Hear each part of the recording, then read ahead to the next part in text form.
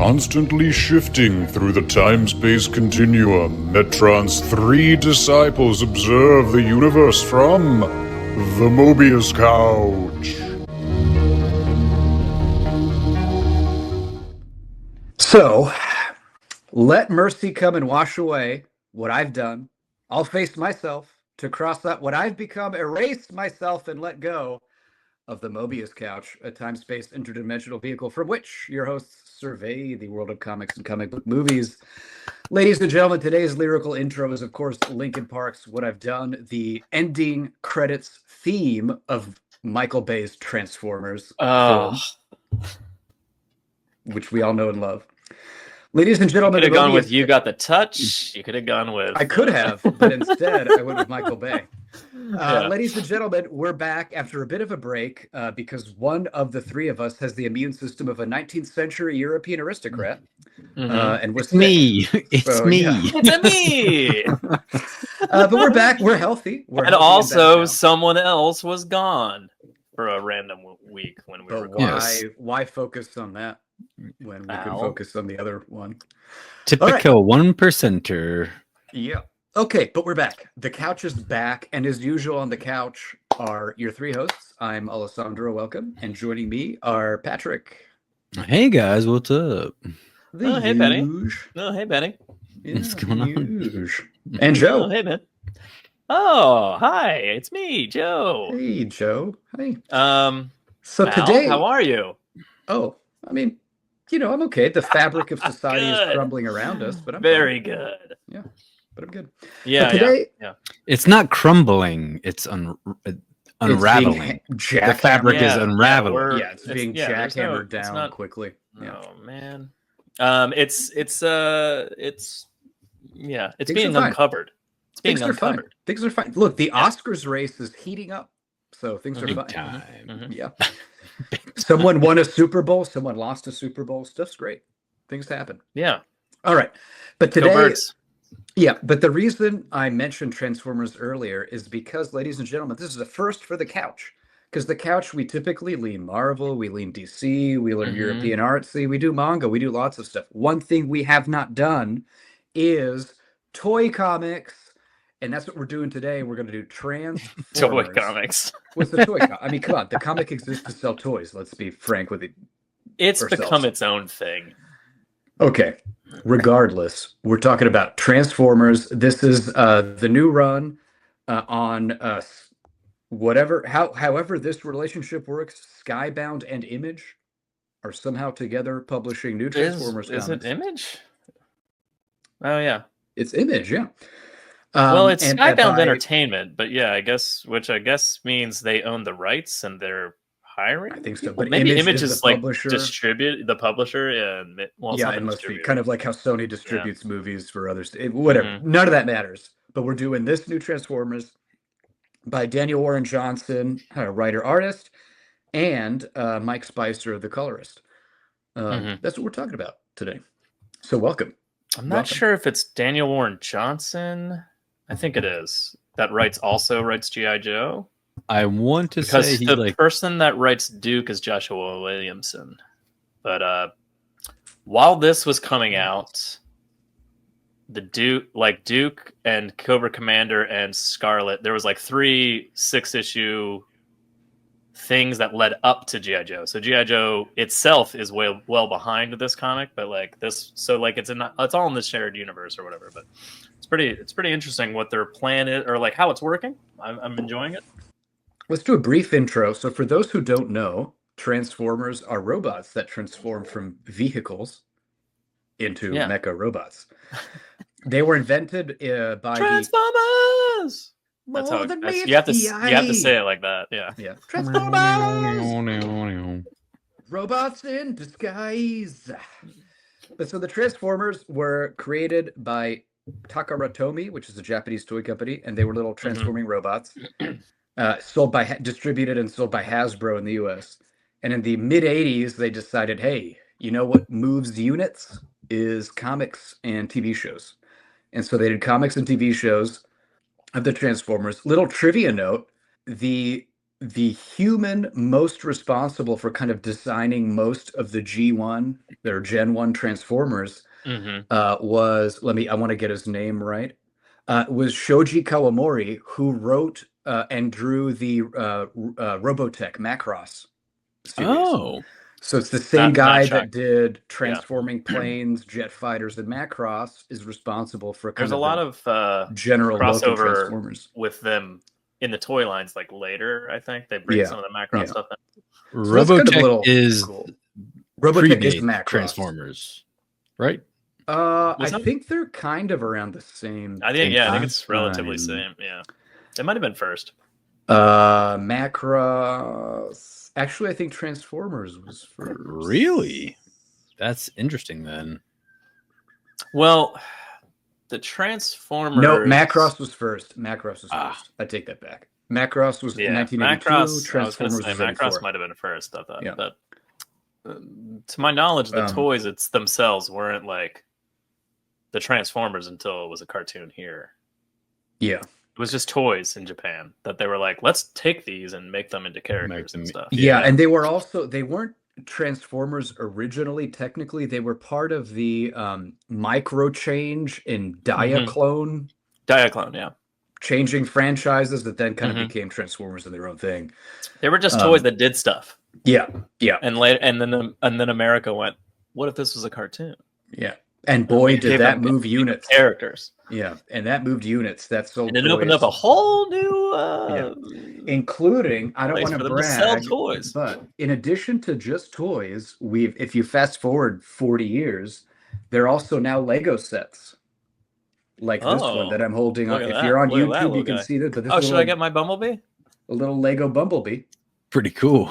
Which does transform. I won't do it because it's actually a pretty complex process to transform this Lego. But there's another little Bumblebee.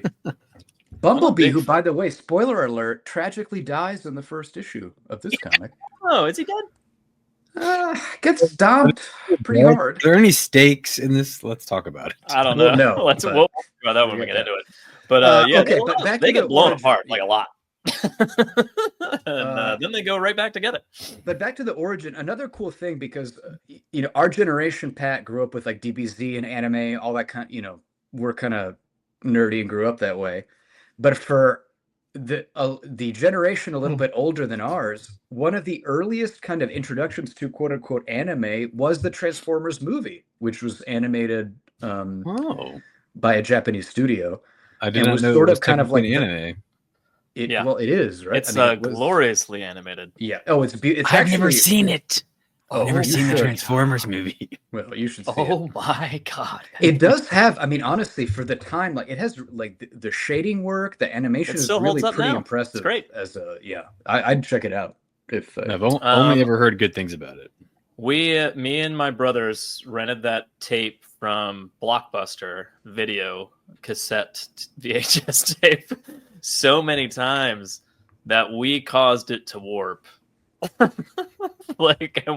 used to watch that movie a lot. Yeah.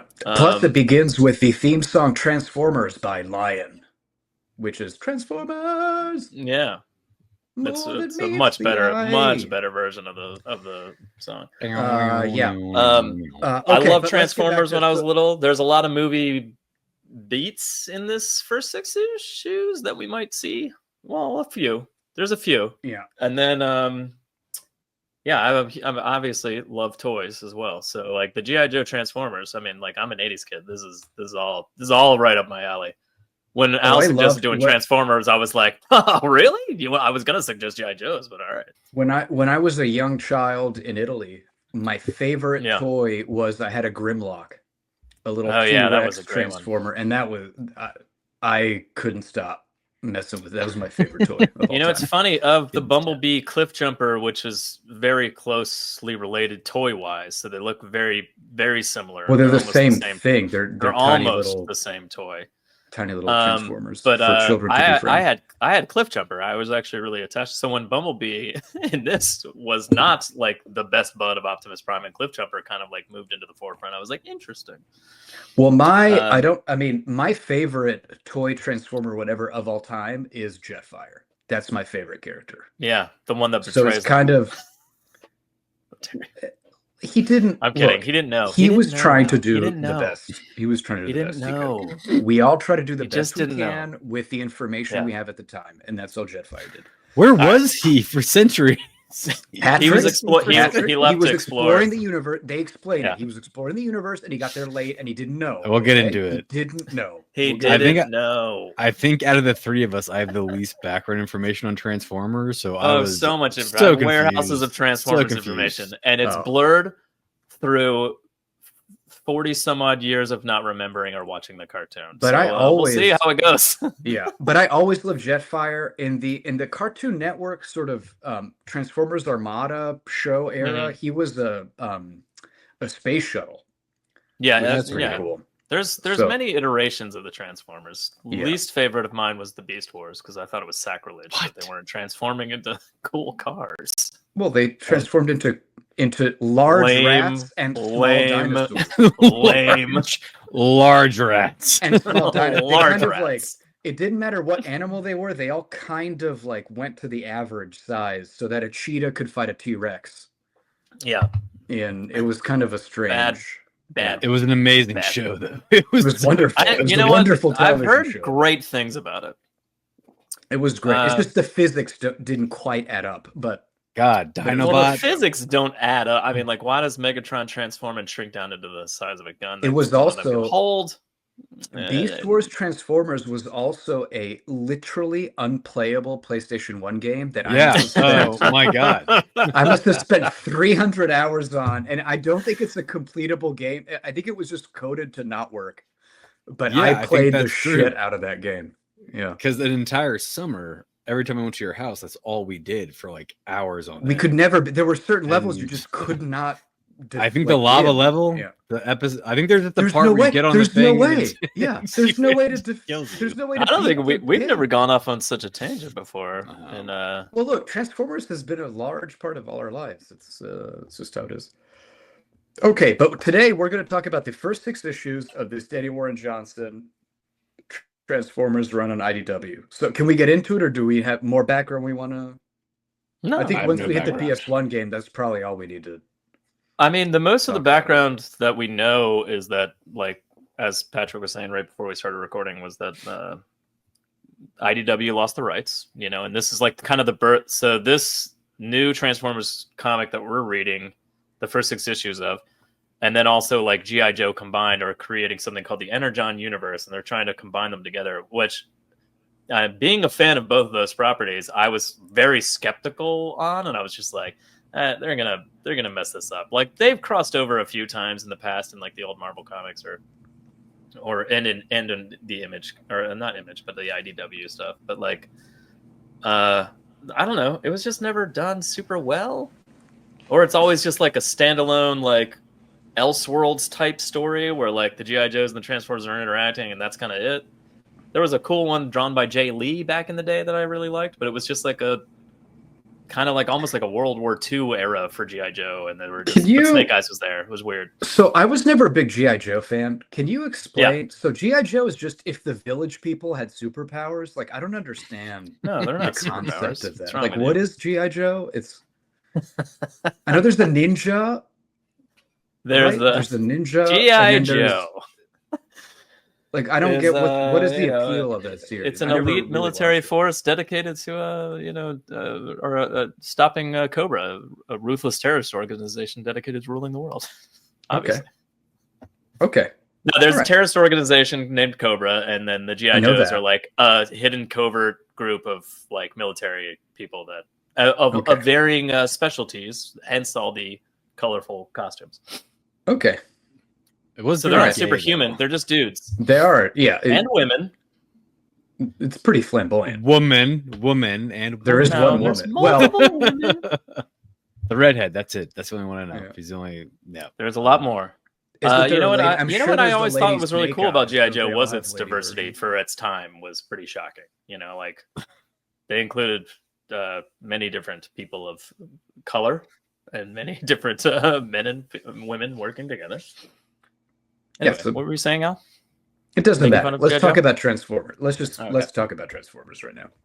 G.I. Joe All was right. gay coded though. That was very gay. The Village People reference was pretty spot on. I just wanted to say that. We can move There's some on. episodes that are pretty clear. Gay. Okay, let's talk about Transformers though. Yeah, so we're this run introduced to the humans right away, but Well, first let's introduce the creative team. okay. The creative team of Daniel, Warren, and Johnson, who writes and draws this. He's from Chicago, Illinois. He's based there. First broke into the scene with the self-published webcomic Space Mullet, and works with frequent colorist Mike Spicer, previously mentioned. I'm not sure if he's related to Sean Spicer, the former press secretary. And that's all Wikipedia knows about. He wrote Wonder Woman Dead Earth. Oh, that was good. So Did he he draw do it? that. Kind of. Yeah, he probably did. I bet. Did He he write might and draw have. that? Because He might the art have. look, now that my memory serves, the art's very similar. Is that the storyline where Wonder Woman like really brutally throws down with Superman? Yeah. Or am I thinking it is? I do want to read. It does look like his art from the images I've seen. Yeah. I've I heard would it's wanna read good. that. I mean, I haven't read it, but I Yeah. heard it's good. And he's won 2 Eisner Awards. Actually, both for Transformers. You know, That's his work in this book, and I've read beyond the first 6 issues, but like really good, man. You know, and there's a stint of like maybe 3, maybe 4 issues where he's not drawing it, and the replacement or the step-in fill-in artist isn't bad by any stretch of imagination, but like comparatively, I'm like, oh, get back to Daniel Warren Johnson's art place. And I don't mean that in a mean way. I just mean like he's that good that like when I get to somebody else, I'm like, oh man. What are those Well, I cool will dynamic say, pages? I do think in this run, he's better as the artist than as the writer. I would say. I think, yeah. I mean, we can get into that. I mean, let's just get into it. I mean, do we want to do overall? Are we doing? Are we doing overall? Oh, takes? sure. Well, Or we just kind of thrown into the wind. No, let's do quick overall takes. Patrick, you start. Right. What's your overall take? Oh gosh, mine's quick. I'm probably the least knowledgeable at Transformers. My entire background is Beast Wars, Transformers, Armada, and the movies. So this being volume 1 in the first issue, like I understand who the characters are and I understand the overall dislike of each other. But man, I had no idea what was happening. It starts off and they just start fighting, and Energon's very important, and they just keep fighting, and humans die. Energon or Energon? I thought it was 2 different things. Energon? No, it's Energon. It's Energon. No, it's Energon. Oh God. It's anyways, whatever this it is. This is the GIF debate, but it's Energon. It's Energon. And it was just very it's Energon. Geo is a hard gun. When is Geo ever a soft G in the English language? Go. I don't think they've said the word Energon in any Transformers movie, cartoon, it's or spelled ENERGON. That's Energon. It doesn't matter how it's spelled. Yeah, what? Yeah, it matters how it's spelled. It's Energon. Okay, whatever. Go on, Patrick. Oh my! Please finish. It's Energon. Yeah, no, I think this book maybe is for people who already are pretty big fans of Transformers, because I feel like this was not a jumping on point for me. Like I might read past this because of how much accolades it's getting, but like for me, I was like, I have no idea what we're doing here. Like if I had no background on Transformers, I'd be totally perplexed. I really like the art overall. I thought it really suited the storyline and the characters, the big, hard outline, black lines. And then I think the colorist did a really good job. I liked a lot of the big splash pages when Optimus is usually taking someone down. All looked great. However, the action pieces were hard to follow sometimes. I feel like they were like missing panels sometimes. So just like, for me, this entire thing was just like a blur of just insanity. But I mean, I enjoyed the art overall. It was just kind of like I didn't really know what was happening. That's it. Al? Okay, so first, I just went on Reddit, and it is Energon. I apologize. Yeah, I didn't need you to go on Reddit and figure it out. Look, I'm a grown man. When I'm wrong, I admit it. Reddit in every You could have admitted you were iteration. wrong when I told you were wrong. Well, but I don't 'Cause I was trust right. you as much as I do the community on Reddit. Okay. But apparently in every iteration from the cartoons to Michael Bay, it's been Energon, and so I apologize for taking. You know what's Bell. crazy, and this is like a Mandela thing probably, but in Beast Wars, I remember there being Energon, which was good, and then Energon was bad. But I feel like that might be a totally. I think that's the Mandela. My knowledge of Beast Wars is very, very little, but I don't remember that. Maybe it's the video game. The video game, if you were in your robot form too It's good long, that you looked that up, that you found out that it was called Energon from the very first cartoon to like the Michael Bay movies, because I think if only somebody on the podcast had told you that like 30 seconds before you looked Again, I like to vet my information from more than one source. That's just responsible journalism. So, right. Okay. Right. All right. My overall take, I didn't really enjoy the comic. Like I mentioned, I did like the art more than the story. And Patrick, I know you said the action was hard to follow.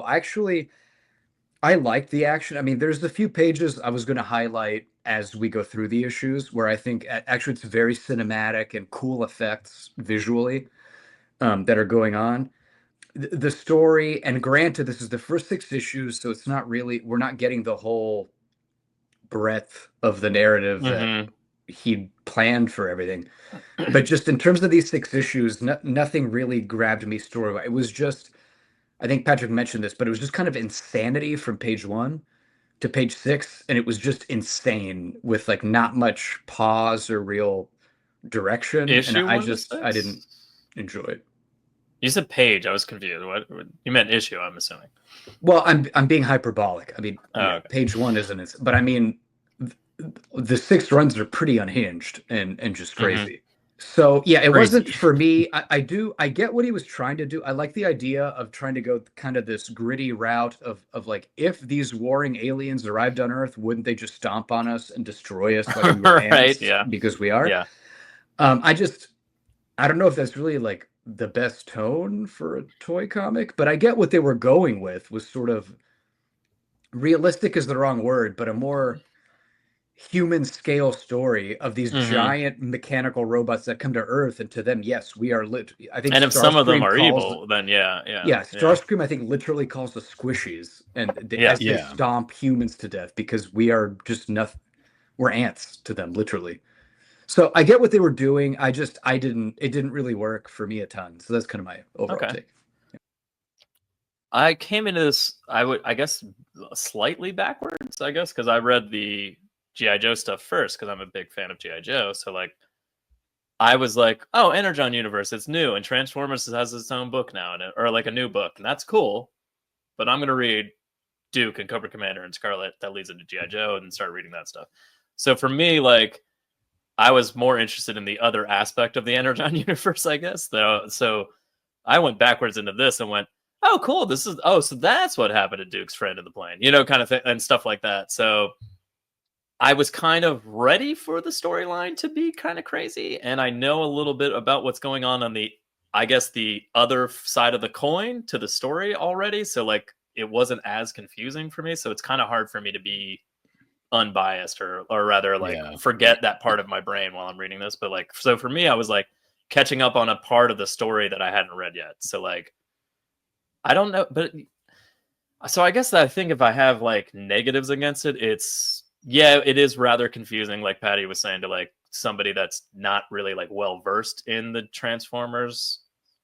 And then also the pacing is fucking crazy, but I enjoyed that. So like, to an extent. So past issue 6, it keeps going at this pace. Like they don't slow down. Like it's just nonstop. And you're just like, man, can we just like take a beat and have like 2 issues where you just like establish a base or something? So like I can stop worrying about every single, Transformer that's like mildly injured because they might get ripped in half the next issue kind of thing. Like just slow down for a second.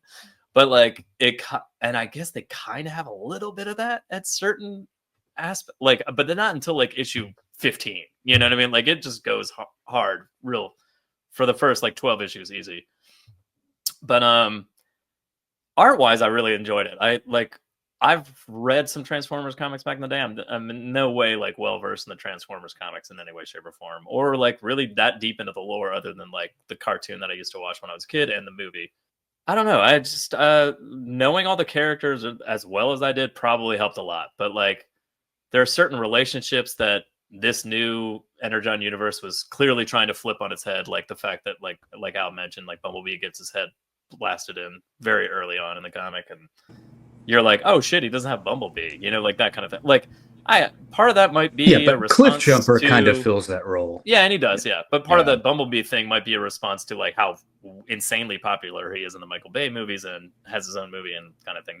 They might have just been like, let's not use Bumblebee at all. He annoys me.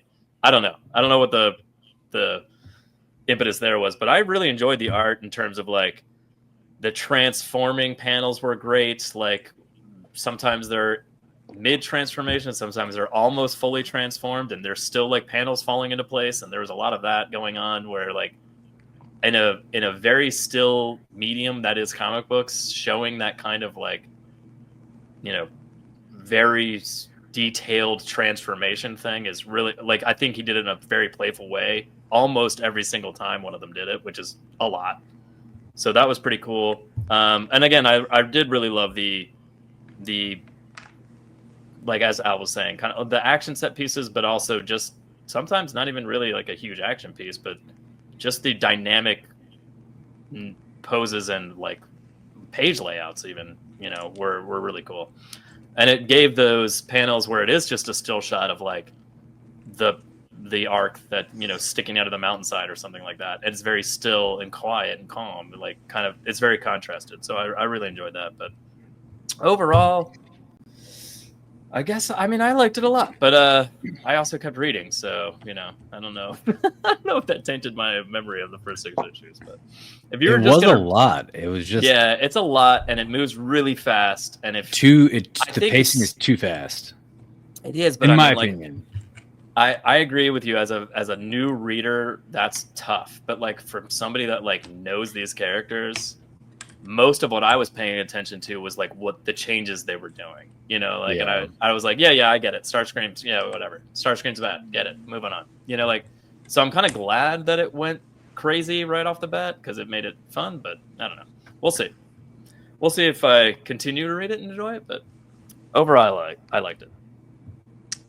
All right. Well, let's jump into issue 1.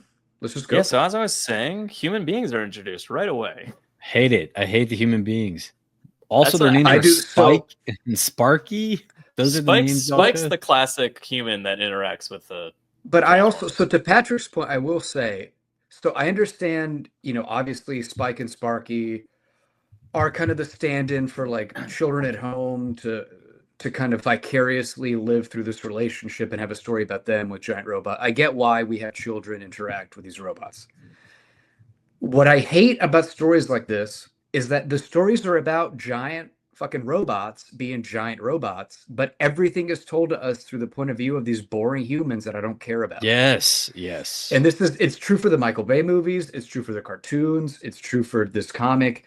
I hate that trope of like, here's the little human child friend that you have to live through. I just want stories about giant robots being giant robots. Like, they're the cool people. Yes. I don't care about these human kids that befriend them. I just don't give a shit about any of them. So I get your point, Patrick, on that. Yeah. Having said that, that's just how we get these stories. That's just how we get. Well, it's just like I really loved Cliffjumper in this, but I think I couldn't give a shit about Carly. I would prefer Cliffjumper's friendship with Ratchet or something. I just don't care about the humans. Yeah, I don't care. Yeah. And it's the same for the Michael Bay movie. I don't care about Shia LaBeouf and Megan Fox or any of their shit. I'd rather just see giant robots be giant robots. You know what? That's one of the best, aside from Daniel, the human child that they have toting along with them through space. In the 86 movie, the thing that's so good about that is that they finally shed all of that shit and leave Earth and like go back to Cybertron. Yeah. And like, it's the best because you're just like, oh, thank God, there's just robots in space. But Joe, I know that, but that's why like Beast Wars did not feature any humans, and it was more engaging because it was just about them. Years ago. I know, but it's just about them, the characters you care about. It's before people. Actually, it's not. There's an episode where they meet cavemen, and Those the aren't humans. Velociraptor. Well, they're whatever Cro-Magnon prehumans. I don't know. But the Velociraptor Decepticon nobly sacrifices his life to protect humanity. Yeah, great episode. Like, fantastic episode. I think the one aspect of them, aside from them like inadvertently, like in the old cartoon, it's the humans that stumble upon the Ark and like wake up the Transformers, and that's like why they're like involved, sort of. Yeah. But like, and also it's on Earth in present day, the 80s. But like in this, they don't wake the Transformers up. Like Jetfire just comes in and goes like, "I'm back, guys. What the heck?" Yeah, and Jetfire, like buddy. you almost didn't need the people, but I'm like, I get it. Yeah, I get it. Jetfire, my friend, should have done his research before, but also the Transformers Armada show also featured humans, but it honestly did a pretty good job of kind of the humans again find the Ark like they do traditionally, but then they're pretty much not central to anything. Like every 3 episodes, you'd see the human boy just kind of hang out at base. Aside from these kids, it was like all annoyingly tagging along at first. I enjoy the human responses, like the fighter jet. I like when the Decepticons go to get Energon or get energy to make Energon or whatever they're doing with their technology. But and like, I don't know, I like them crushing humans beneath their feet because that's what they would do. You know what I mean? Like, so like that part I get. This comic interacts with humans on a larger scale. The traditional cartoon was sort of, here's a little human boyfriend for you to relate to. The later issues dials that back, and it's really just them interacting with each other, you know, kind of thing. Right, but like, and Spike's there and Carly's still there, but like it's mostly like we've moved out of the town, we're not endangering anybody anymore, we're just gonna fight each other. But I just meant more in the sense that the original show was more concerned with just sort of, here's the human child for you to relate to, so you'll buy the toys. Yeah. And this one takes a more kind of broader approach of, well, what they interact with towns and adults and hospitals and people and kind of the mayhem that would result from that. Yeah. But so the characters, Carly. So Carly's van is a choice. She has a D&D party or something painted on the side of her van. I mean, it's Lord of the Rings and He-Man and like dragons. I mean, I get it. She's a nerd. Yeah. I don't know about that.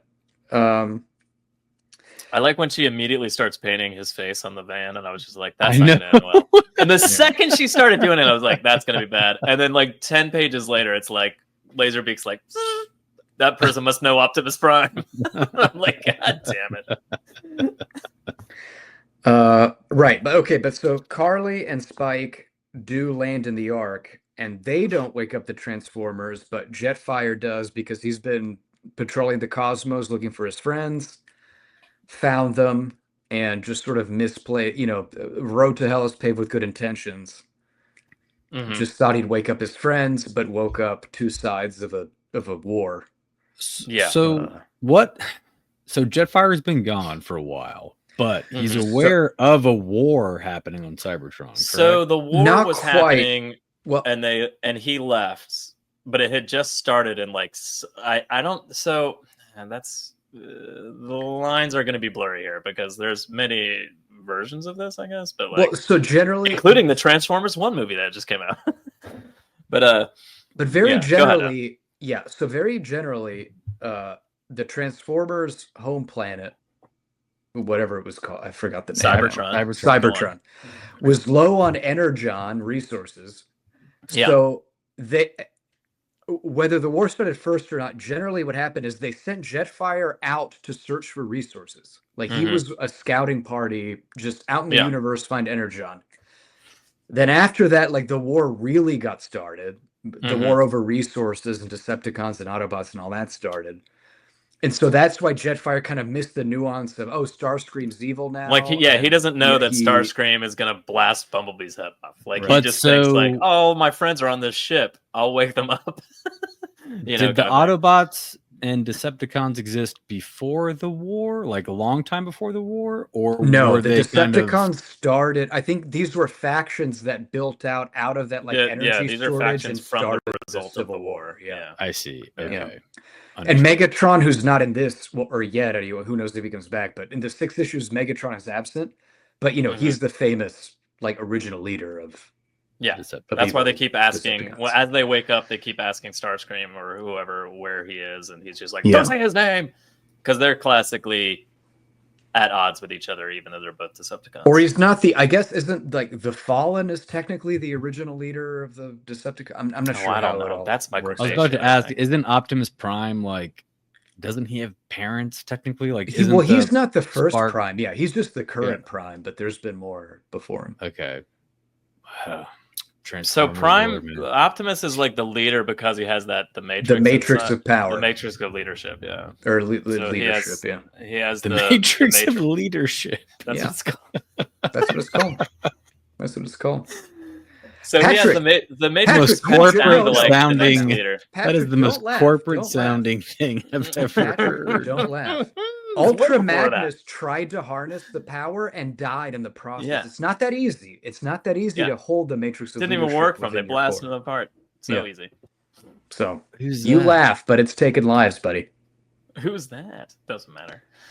He's another 18-wheeler. No, Ultra Magnus is another 18-wheeler with jet turbines on the side. No, sounds like he's compensating for something. Bit superfluous, if you ask me. He's he couldn't handle the Matrix of leadership. He's a car carrier. Optimus has the cargo trailer, and Ultra Magnus is the car carrier. Yeah, whatever. But just imagine Optimus Prime with slightly different colorings, and his little 18-wheeler cargo car has jet engines on the side. Instead of Optimus Prime being red, white, and blue, Ultra Magnus is red, white, and blue. Yeah, but in different configurations. Anyway, all right. Jetfire wakes up Starscream here. It's pretty awesome. So him blasting Bumblebee in the face is very. Again, this is an homage to the movie. There's a scene in the movie where they're attacking an Autobot city on Earth, and they hijack a shuttle, and basically Megatron and a bunch of Decepticons fly into the shuttle and just start killing all the Autobots on board. And one of them just as they're saying they think they're all dead, and as they as they're talking, him and Starscream, Megatron and Starscream are talking about their plan, and basically one of them's no, that kind of thing, and just touches Megatron's foot, and he just looks down and blasts him with his gun, which is very similar to the Starscream panel that we get here when he just kills Bumblebee. But I like how they used it in a sense of one, it's just an homage because it's not like he repeats the line Megatron says or anything. But also it's really there to make Jetfire go, "What are you doing?" Kind of why are you killing our friends? And he's like, "Get out of my way." And he's like, "This is madness." And he's like, "Yes, exactly." And he just shoots him too. And I'm like, "Oh, poor Jetfire. Getting blasted in the side, not understanding what's going on."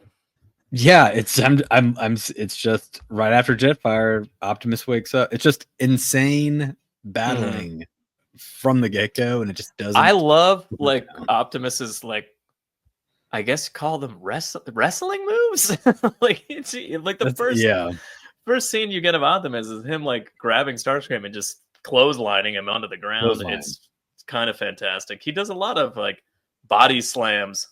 Yeah, he suplexes and shit. Yeah. It's fantastic. But he very quickly, while fighting Starscream, comes upon Spike and Carly and is like, "Whoa, who are you guys?" Kind of thing. And he's just they're like, "Hey, I'm Spike." And he's like, "Okay, get over here." This fight scene's pretty awesome. It's basically pretty desperate because very quickly they all kind of start waking up, but I feel like the Decepticons start waking up a lot, just by chance. Yeah, flipping a coin or rolling a dice or whatever you want to call it, but they very quickly become the ones that are waking up in more number than the Autobots. So they immediately, it's just Prime and Ratchet, and basically Prime just goes, "Ratchet, get as many people into the trailer as you can, and let's get the fuck out of here because we got to get out."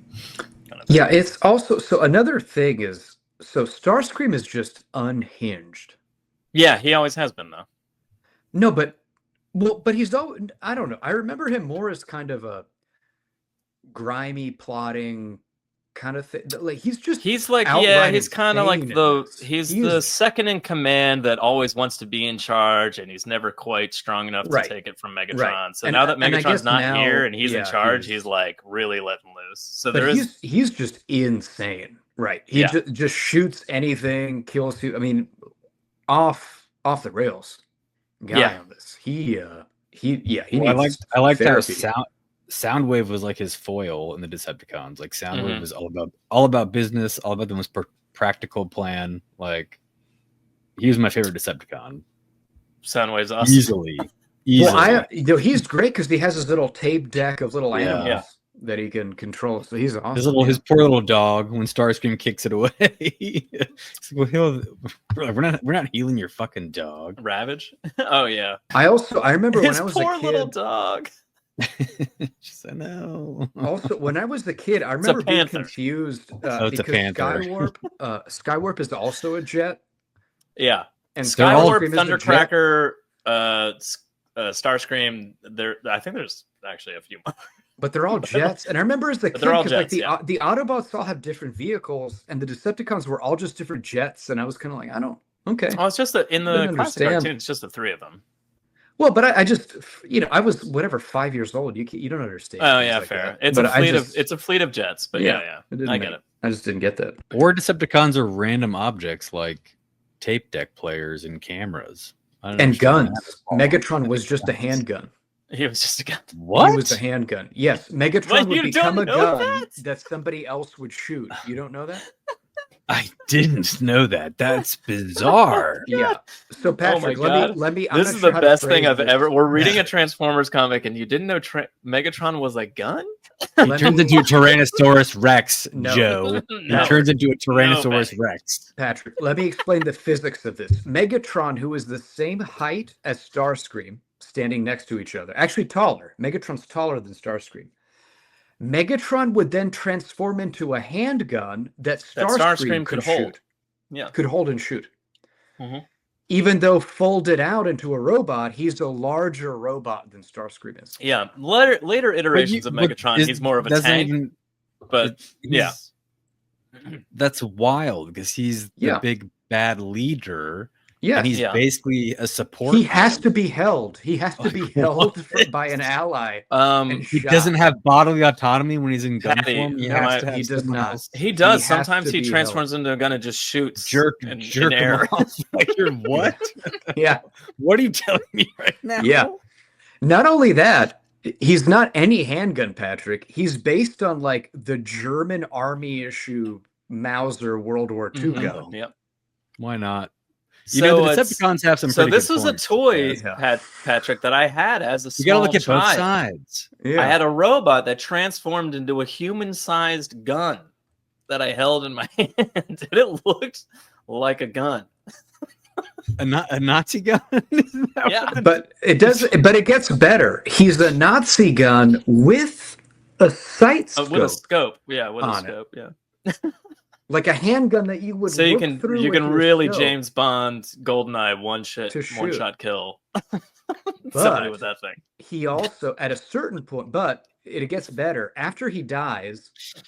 Unicron resurrects him as a cannon.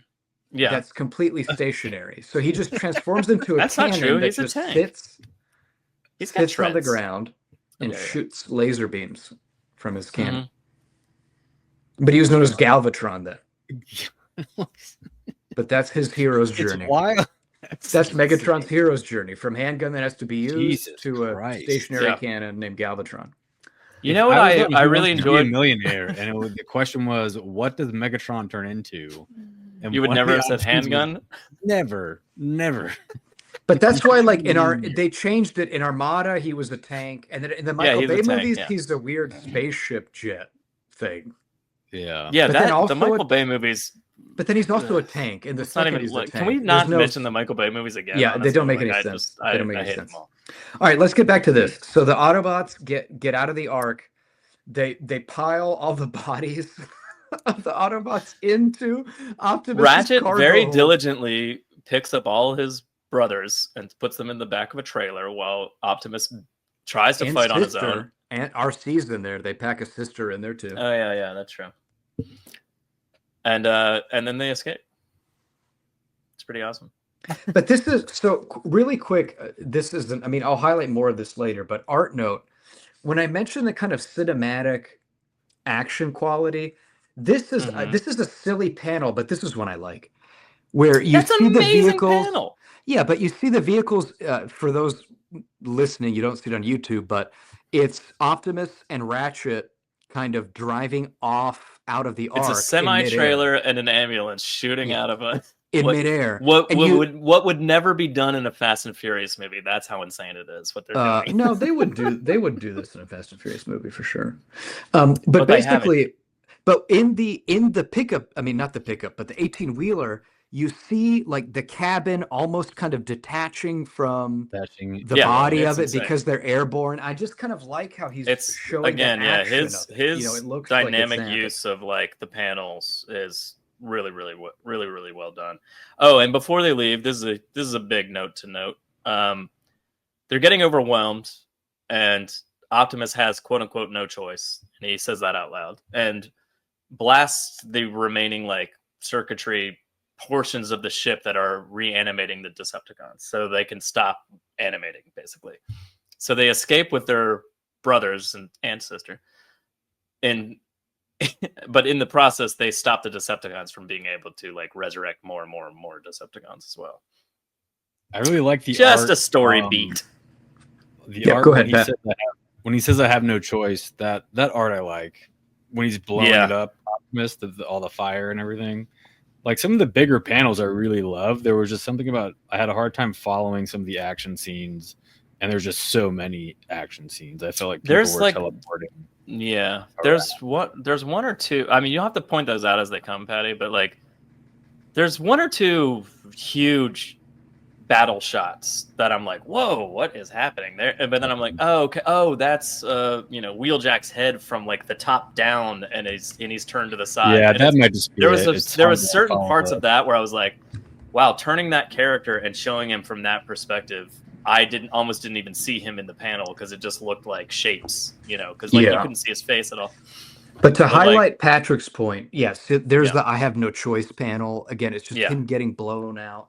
There's another one earlier, a few pages before, Ratchet kicking Starscream, and he's just kind of Starscream's body shaking, slammed. Yeah, there's a lot of even though they're giant robots, there's a lot of there's one in particular later on when Optimus smashes somebody in truck mode, but like they do this, he does this thing where like even though it's a cylinder of a gun or a piece of their bodies that wouldn't really be bending, he like warps them and bends them like with the shape of the movement or whatever's happening, like to show the momentum, and it's really, I don't know, a rubbery kind of feeling to like the robots themselves, which I find very enjoyable. Yeah, another art note, and again, we'll probably hit this successively in issues, but I like how he draws transformations. Like in this early panel, where I was just going to mention that one. Yeah, Ratchet and Optimus are both transforming. It's almost so he always shows transformations in this sort of almost grotesque mid-transformation pose. I mean, like the panels are shifting off their bodies, and like there's guts and pieces, and mechanized pieces moving underneath. And the way he draws Optimus with his head thrown back, it almost looks like an epileptic seizure, like sort of. So the funny part about that, like that's actually how the toy transforms, which I mean, obviously he did that on purpose, but like I don't remember how every single one of these transforms, so I can't say that he did that consistently, but like their heads flipping up and backwards like that, like that's how the toy hides the head, and I just kind of love that. Like he included that like aspect in it, but like made it, like you're saying, like made it interesting art wise. It made it look like he's like spazzing. I mean, it's definitely. Also, I just love that the children are in his hand at the time, and because they used to do that in the cartoons all the time. They'd like hold a person, like hold Spike, and then they would transform it, just like throw him up in the air, and he'd be like in the seat. Yeah, they're just in the cabin. Yeah. Holy shit! What if you just timed that toss wrong, and his arm's not like quite in the cab before you completely transform. This is really funny. But I just like how he shows how they transform and almost sort of mid-transformation automatically lose their anthropomorphic sort of human-like. They just seize up and become these machines. And I like how Johnson really draws that well. So I just want There's to some really good other panels. We'll pick out some better ones. I mean, some not better ones, but more of them. But yeah, like so immediately Starscream's like, well, fuck this. I'm gonna go, like, they're escaping. I'm gonna go fuck them up. So he immediately transforms and flies after them. But the basically Jetfire's like, I can't let that motherfucker do that to like Optimus. It's interesting that Jetfire kind of chose that side. Maybe it was the brutality or / lust for destruction that Starscream showed so quickly that he made him side with Optimus. But like Jetfire has also classically flipped sides before, so like it was interesting to see him very immediately go like, never mind, Optimus is the one, kind of thing. I mean he dies quickly after this, but in the G1 show I think they kind of unearth him in Antarctica, and originally he joins the Decepticons because they kind of trick him into thinking, well, we're just the right side of this war, join us, and then he kind of realizes, wait a minute, the Autobots are Jetfire and Starscream and Thundercracker. Oh, is it Thunder? Oh, it's Skywarp. It's Skywarp. Have a quick Thundercracker comes later. Yeah, he's the blue one. They have a quick aerial battle, but I mean Jetfire obviously takes a lot of damage really quickly. But basically Skywarp's like kind of mid-transformation and falling to the ground, and he's like, I can't go anywhere. He's like, what are you? Starscream's like so angry. He's like, what the fuck are you doing? He's just like, I can't. I don't have any energy. I just woke up. Like, I have no energy to. And he's like, God damn it, they're getting away. He's so angry. Yeah, again, it goes back to Starscream is just unhinged. Yeah, but their immediate issues are bringing their friends or allies back to life. Well, and they don't have energy. They can continue this fight, and then they also need energy. So that like that's basically what it comes down to. It's like both of them need energy, and both of them need to wake up their brothers so they can keep fighting. And it turns out Energon, you can just get it from electricity factories on Earth or something. Like it's just any. I mean, energy. I think it's more complicated than that from here. But they seem to be fine just taking it from an electricity center. I think it's like refined with their technology in a way that makes sense to them. Yeah. Like, it's comic books and it's cartoons, but I mean, I think it's like a more pure form of like energy than just electricity. Right. Also, beyond the energy, the Decepticons immediately, so the ARC mainframe computer is broken or some shit. So they need to, aside from the energy, they also need to somehow fix their so they can bring more Decepticons or wake up more Decepticons rather. But in the meantime, Starfire dies. He dies. Jetfire. Sorry, Jetfire. Starfire's a Teen Titan. I apologize. Starfire is always alive in our hearts and minds. Jetfire dies. And yeah, he just died. It's sad. He dies. He was my favorite character, and he's already dead. So that's kind of one. I mean, I would say a throwaway thing, but like we should just bring it up because it keeps coming back into play. Is that in the fight, Ravage is hurt or injured by Optimus or shot by Optimus. So like that is a concern of sound waves that he continues to bring up as like the story continues to unfold. But like. He's very protective of his little tape cassettes that come out of him that transform into little. Well, and you should look. It's a lot of like millennials and Gen Zs view pets as children, frankly, and I think Soundwave is the same. He's just like us. He really is attached to his cassette tape animal children. Sure, I think we can all relate. Sounds good. Yeah. Part of the reason why I liked him so much. Yeah. So they immediately go to this. Plant? They call it the plant. It's an electricity factory. That's what I meant. It's the electricity factory. Yeah, the electricity factory. That's what I said. Yeah. Yeah, there's energy there. And Starscream goes with because he's the only one with energy to Energon to go do anything. So he goes out to go acquire what they need, and just runs into some humans. It just immediately squishes a guy in his hand for fun. Yeah, and we immediately see the contrast. Yeah.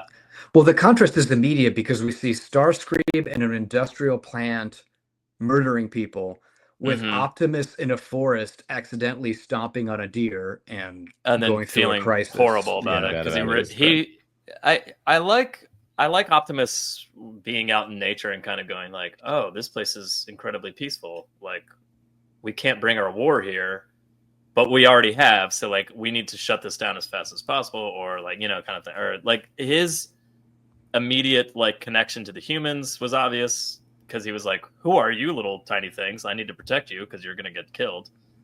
And then when he's out in nature, he just like steps on a deer by accident and goes, oh no, what have I done? And not like, haha, that's funny, it squished and blood popped out. Like kind of like the difference, the dichotomy of like the nature between Starscream and the Decepticons and how they're acting versus like how the Autobots are acting is very clear right away, but also kind of cool.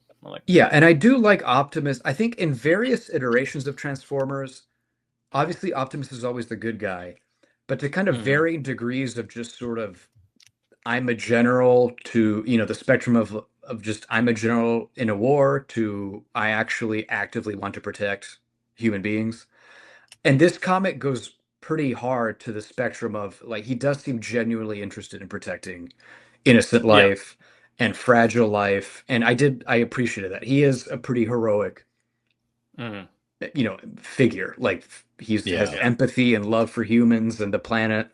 And I like that he's just pretty much a straight-laced, like full-on good guy in this. Like, whereas I know we made fun of it, but like in the Michael Bay movies, for example, he's more interested in murdering Decepticons. We said we weren't going to talk about that anymore. Well, yeah. But in that franchise, Optimus is pretty much solely focused on murdering Decepticons and not so much saving the Earth. But in this one, he cares about life, which I appreciate. About life. Yeah, even in the new Beast Wars movie, the Optimus's main thing is getting back to Cybertron. He doesn't really give a fuck about what's happening with humans or anything like that. Yeah, but in this one, he kind cares. Of a dick. Kind of a dick. Kind of a dick.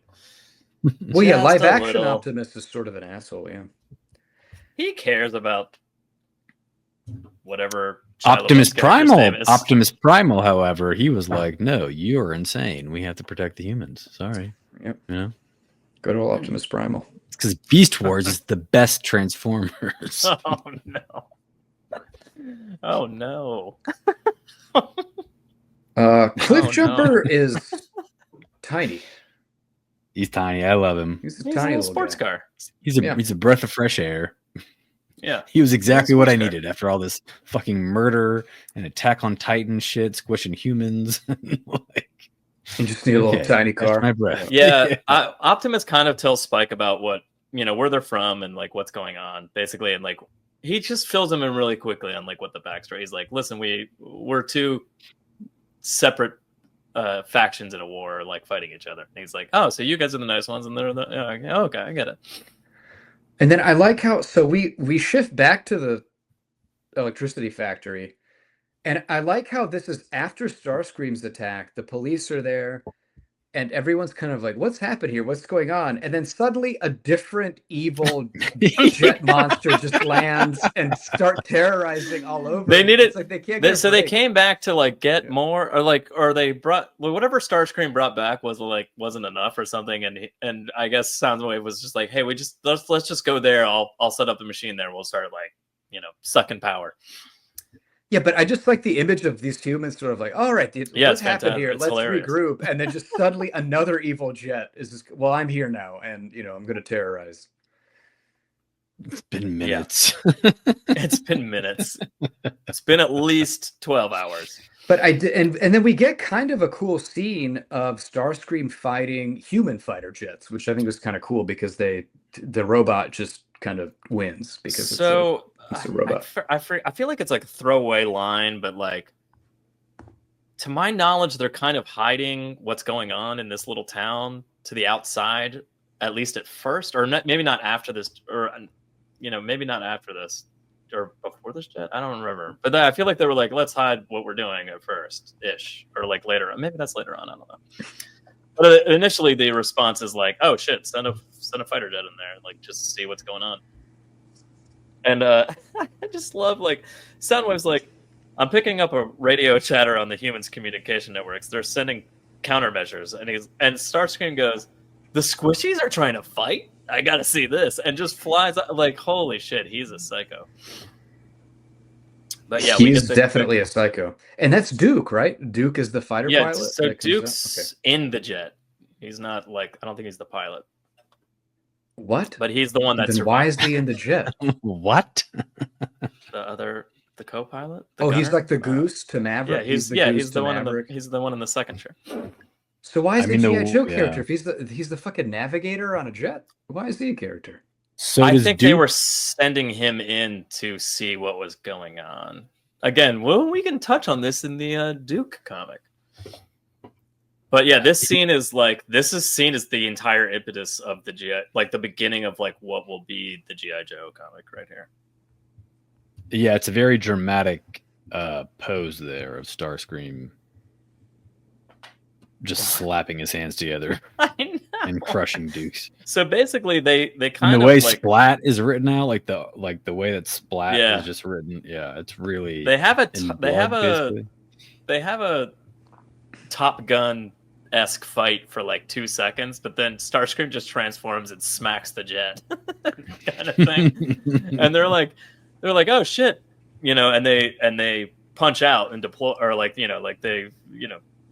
to escape the downed jet, and then while they're flying it up into the air, Starscream's just there in front of one of them and just claps his hands together. Just squish, splashes the guy. Yeah, so Duke sees his friend get murdered by a giant transforming jet, and then does a little bit of a cool movie. He has a little jetpack on. He shoots Starscream in the face and starts to fly away. He's very Battling Boy. What was the guy from Battling Boy? Oh yeah, Haggard West. Haggard West. Very Haggard West. But as soon as he flies off he shoots him in the face. He couldn't see for a second, and then as soon as he clears his eyes, he's like, "Whatever, I don't care about one little bug on a jet in a jetpack." So he flies. So Starscream leaves him alone. Yeah, and then so the Autobots noticed all this because apparently Cliffjumper has binoculars. Can we talk about that? Like, can their Transformer eyes not zoom in without binoculars? Do they need binoculars? That's just, why do you need low-tech binoculars when you are a Transformer? Those are high-tech binoculars. It just seems to me like their eyes. It's funny because it doesn't zoom in very far either. It doesn't. No. It just zooms in not much. It shows like a plume of smoke and fire on the crest of like a mountain, and then like basically Cliffjumper's like, let me take a look at that, and he goes, "Oh, it's Decepticons," but he zooms in barely enough to see that like there's either Starscream and or Skywarp is standing up. Shape.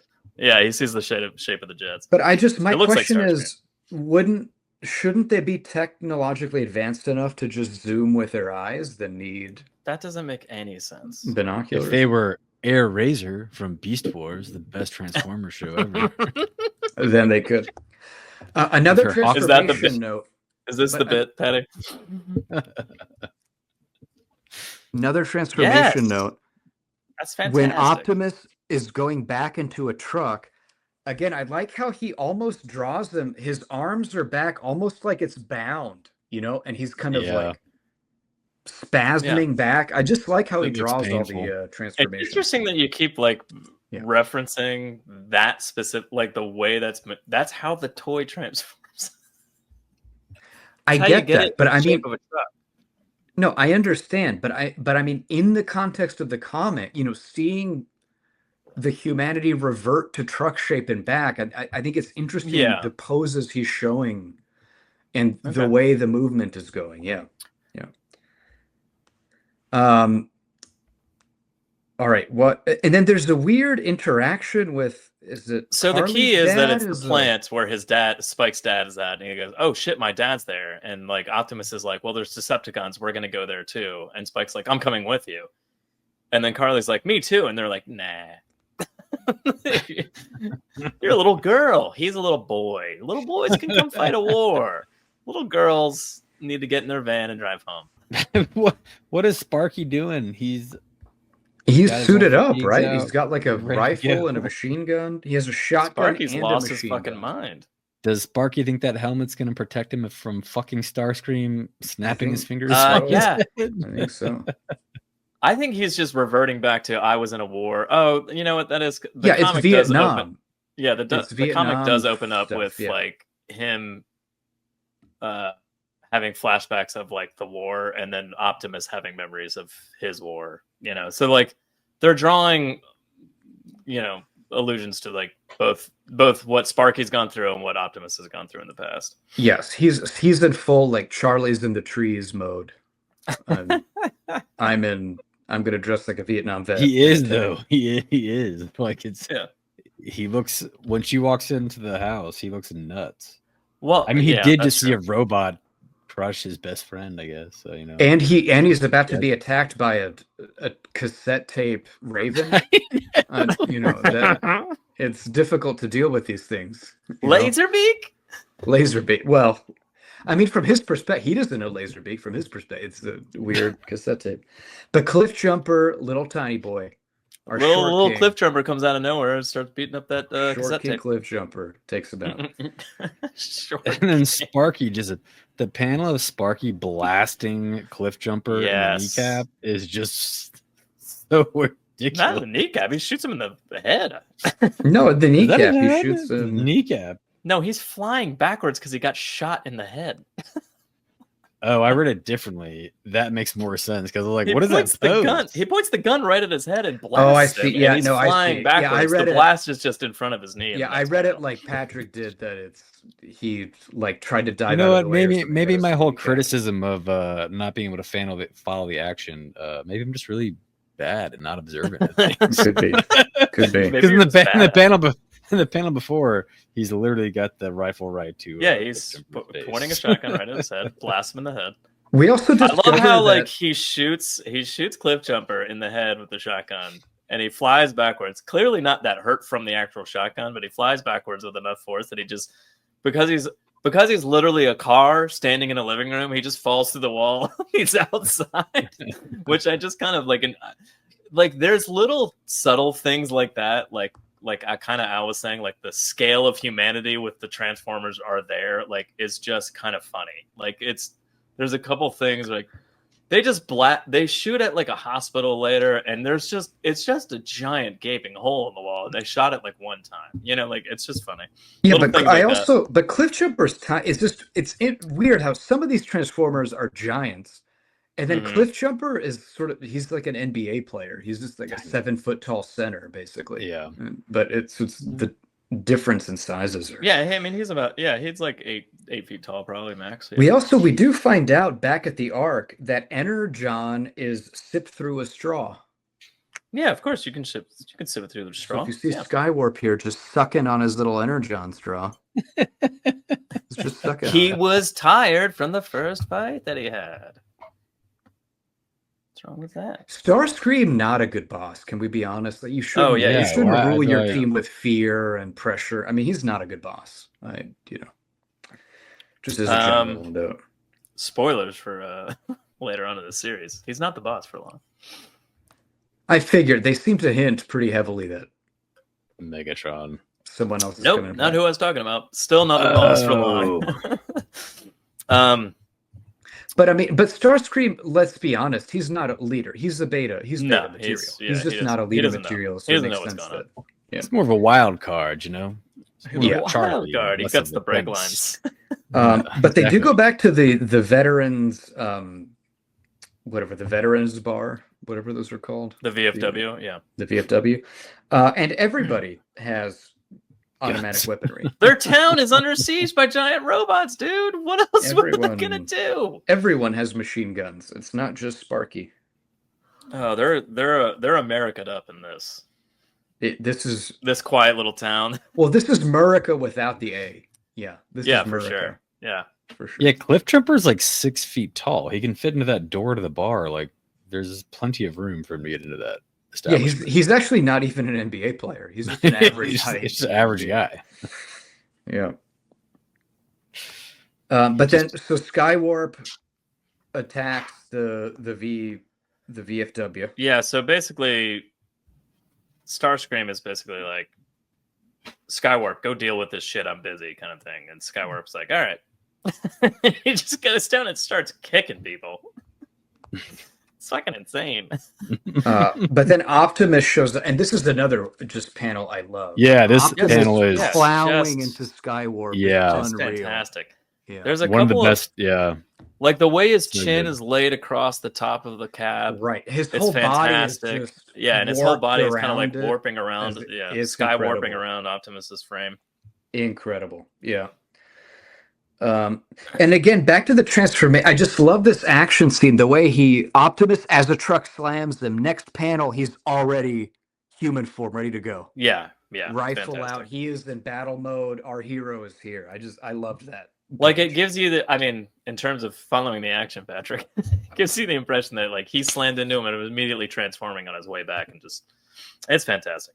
I love the mid transformation panels. I think that's what makes the comic, honestly. Like a lot of it's well drawn and I really enjoy what's going on, but like those mid transformation panels like sold the whole thing for me, because even in this one that we just it's a talked difficult about, thing to draw, or oh, like 100%. to get not only to draw but to do well and dynamically like that. It's really, but even really this awesome. panel we just talked about, his right arm is almost is like weirdly like broken and falling. Yeah, like I just coming love how he around. draws Yeah, them, becoming anthropomorphic and like becoming cars. I just like how he displays that. It's great. So him and Skywarp have a little bit of a fight, and Optimus gets the upper hand relatively quickly and forms his little energy axe, and he's about to like, just rip Skywarp a new one, and then these idiot humans blast his arm off. Well, so in addition to automatic weaponry, they have rocket launchers. Who doesn't? They have rocket. I mean, where do you buy a rocket? Have you launcher? seen my gun cabinets? Is it a rocket launcher cabinet as well? Is it a? No, that's in the basement. Okay. It's just wow. But so they rocket launch Optimus's arm off. That's like, I mean, I know they're vets and everything, but like, where are they getting all this shit? It's so illegal. You can't take that off base. So the vets after rocket launching are just showering with guns, and they shoot a boy and then act shocked. Oh my God, how could this have happened? Yeah, well, it's even Spike's father. So they blast Optimus's arm, and it's so insane. Like, first of all, I mean, I know they're not like really, really paying attention to what's going on, other than there's giant robots around them. But like, they're really not paying attention. Cliffjumper has clearly saved you from the other robot. One, Carly has been like, he's our friend. Stop shooting him, like multiple times. Then another evil jet, which is the same variety that you saw squish your friend, like came down and starts fucking up your other friends. And then another one comes out of nowhere and starts fighting it. And you're like, let's shoot that one. Like, what is going on? And then they're like, hey, while he's on the ground, like Spike's dad literally goes, pour it on both of them. Start blasting the shit out of them. And then, of course, not knowing Spike's there, Spike gets shot. But they're also, they're just spraying gunfire willy-nilly, and then, oops, we hit a shot. I mean, they don't even stop shooting until, like, Optimus is the one who goes, Spike, no. And he goes, did he say Spike? Like, what? Like, kind of thing. Like, you fucking wake up, dude. But then is this not happening in the same place you're at? Optimus does a pretty badass move, though, and rips his own arm off and uses it to bludgeon Skywarp to death, which is pretty hardcore. I was definitely not expecting that when that scene happened. I was like, holy shit, okay. That's pretty hardcore. I do, even if they're giant robots, I do like the effect of the, like, vibrating. It kind of reminds me of... you like the vibrating, Patrick? The vibrating. The vibrating, that effect of the vibration effect. We all love it. Vibrating is the right word? Oscillating? I don't know. Go on with vibrating. I don't know what you're trying to. I don't know what you're trying to say, because Al keeps interrupting you with the word vibrating. What do you mean? What do you mean? What? Rippling. The rippling effect, not vibrating. The way that he'll make the limbs ripple, like so after when he's swinging the arm around, it's like his arms moving yes. Like so, a lot of the times when it's almost like kung fu. He's swirling the arm around like a mace or something. It's like a nunchuck. But the panel of him swirling that is just a blur. Is that what you're talking about? Yeah, and that's Werther Delarella. Am I saying his name right? The artist from Something Is Killing the Children. When Erica Slaughter would fight the demons. It is reminiscent of that. To show how fast she was moving. But that's what I tried. Vibrating wasn't the right word, though. On the flip side of that, the shot of the arm coming down on Skywarp's head is very still and not moving. And I love the speed and then the stillness of the next shot of it just crunching down on his head is spectacular. And then just like him, I'm not letting up, and he just keeps wailing on him. It's insane. Yeah, we just keep seeing boom. It like written in kind of Batman TV show boom. But just that kind I like that a lot. That's another aspect of the art that we haven't talked about. I really enjoy, like, some comics do this well, and some comics do it really well, and some don't do it at all. But like this is done so well. Like the boom is in the background. It's just kind of color filling up the background. It doesn't like take away from the shot, so to speak. It just lets you take in all the violence of what Optimus is doing when he rips his own arm off, when he's hitting them. And every once in a while, it pops up in front of the scene, and it's like really sells that sound effect home, kind of thing. But I really enjoy all the sounds, onomatopoeias, I guess, that are happening. Yeah, and then going back to the hectic pace, it's what happens next is, again, it's just frantic. So Optimus becomes, also this is cool, so he turns into a truck, but he's all busted up still. Yeah, he's just shredded. So it's pretty cool. Shredded, not like musculature shredded, which the three. No, he's not shredded. He's actually ripped to shreds. Literally shredded, like he's torn. Also, not. I ripped do to like shreds the brief. Like there's a panel ripped of to shreds like a truck. Yeah. There's a panel of Spike on the ground, and it just flashes to the dead deer, and I was like, oh fuck, like that was pretty cool. Yeah. But again, all this is pretty frantic. But so Optimus takes Sparky and Spike to the hospital. Starscream's in pursuit. Cliff Jumper, our boy, comes in to trip Starscream, and then Optimus just drives over him. They get to it's crazy. Then they get to the hospital. Spike is getting medical attention. As that's happening, the Decepticons all arrive at the hospital and just start blasting the hospital with gunfire. It's unreal. It's just unhinged craziness going on. There's in the lead up to that scene, there is a spectacular Starscream transforming panel. Right after the Optimus truck part. But man, really good. And then this where you see all his kind of guts. It's fantastic. And then like his head's folding into like where the cabin of the plane would be. But man, it's insane. But so they're just plastering the hospital with gunshots. And then our boy Jazzman shows up. Jazz shows up. But really quick, there's something. So Starscream leaves to go chase them down, and as we just discussed, he got hit and everything. Jazz shows up, but like there's an interesting desperation when they're low on energy, or like Skywarp is like, Starscream, help me, like don't leave, and he's like, I'll be back, you idiot, stay there, and he flies off, and the way they so quickly go from like gleefully murdering humans and then getting in a real fight with another Autobot or the other side, and then very quickly go to like, oh shit, I'm all fucked up, and I just remember we're on an alien planet and we have no way of fixing each other, like I'm fucked up, don't leave me, is like, it's almost jarring. Like it's almost scary how quickly they get to but it's almost the analog would be imagine a human astronaut with like his faceplate cracks on Mars or something. It's that kind of shit. And he's like, I'll come back for you, and you're like, he's dead. Yeah. I also like how they fight.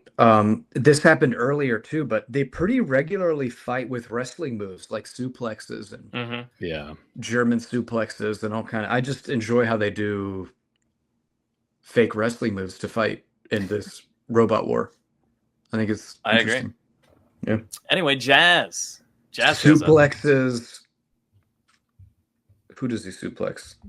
The tape deck, not Soundwave. He suplexes Soundwave, not Skywarp. Yep, Soundwave. Skywarp's left behind by Starscream. Yeah, he's already back there. Yeah, Jazz comes in and like the idea is that Jazz has like, I guess, music playing in his ears the whole time and just grooves to the music and just beats the shit out of everybody while he's having it. Just the best time. And I fucking love it. Yeah, and so but the Decepticons run away because they're outnumbered. And this, Patrick, to the earlier comment, this is the matrix of leadership that Optimus is it the Allspark? Is it called the Allspark in this one? No, it's not called the Allspark. It's the matrix of leadership, right? Some stupid shit from the Michael Bay. Stop bringing up Michael Bay movies. Okay. But it's the matrix of leadership, and he uses that to power the hospital, which then saves Spike's life. Yeah. Jazz coming in and beating the shit out of. There's a really cool transformation too when it's Jazz and Ratchet and Cliffjumper and Optimus is there, even though he's damaged. And they're basically like, "Oh fuck, we're outnumbered. Let's get the fuck out of here." And Starscream kind of like he's holding the handle of Soundwave as he transforms into a tape deck, like in mid-flight or like in mid-transformation. And it's really cool. I just really like that. Yeah, and the Decepticons go back to the Ark, and this scene I found sort of scary. So Skywarp is hurt and is saying, "I need fixing," and Starscream and Soundwave just rip him apart and basically shove him into the Ark computer and enslave him into being the Ark computer. It's kind of horrifying. They're like, it's damaged to the point, and we don't have the resources to fix it, so we're gonna rip our friend apart and strap him in there. Yeah, later on, Thundercracker wakes up and he goes like, "What happened to Skywarp? Oh my god!" And he's like, "Those fucking Autobots," and they're like, "Yeah, it was the Autobots." Like, yeah, no, it's crazy. Starscream's like, "Those Autobots enslaved him into a computer." Yeah, and it's like, yeah, it was definitely them. They're terrible.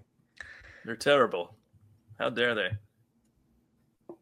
In the meantime, so then we find out that this was kind of a cameo because then Jazz already ran out of steam. Yeah, that was funny. he ran for one fight and then he immediately passes out. Yep. Well, so they don't have a lot of energy. Like they're like Ratchet's slowly bringing them back to life, but they're having the same problem that the Decepticons are having, and like even though they wake up and they're alive again, they don't have like the energon to like continue the fight past a certain like amount, and they're both at this like energy depletion problem versus mixed with let's wake up as many warriors as we have so we can beat the other side kind of thing. I think the same thing too is I kind of hate that trope. Like it's the constantly. I was kind of hoping it would die down faster than it did. I think like this is part of that. This is an aspect of the comic that I'm like, I get it. Can we? Like again, like I was saying, like not only pacing wise, but just can we slow down for a second and just have like an established like home base kind of scenario? Like fix yourselves, fix yourselves for a second and then move on. Like it reminded me of the Power Rangers when the season of Power Rangers when they were the water people, and if they were away from water for more than like 25 minutes, they'd like all pass out. And it was every episode, every time they had a fight, they'd all. I just really get tired. I don't know if you guys got that far into that series, but I sure didn't. That was a full season. But they do have a little bit of a regroup because Optimus gives them. They regroup, but they don't repair or fix. Well, they can't. Yeah, but they don't have energy. Kind of like nothing happens. But Megatron does. Optimus does stick Megatron's right arm. Yeah. So Ratchet goes, we can't. I can't fix you with what we have, but there is that. And he's like, not that. Kind of thing. And it's alluded to, but like basically Cliffjumper's having a conversation with Carly about, just kind of more backstory of like clans and how it works, like with their, on Cybertron. And then Optimus is like, Cliffjumper, are you ready to go on the offensive? And he's like, holy shit. And they do, so and Sparky and Optimus do kind of have a nice convo about both being war veterans and sort of what that means and all that. So, again, I don't really care about the humans in the story, but it's kind of interesting.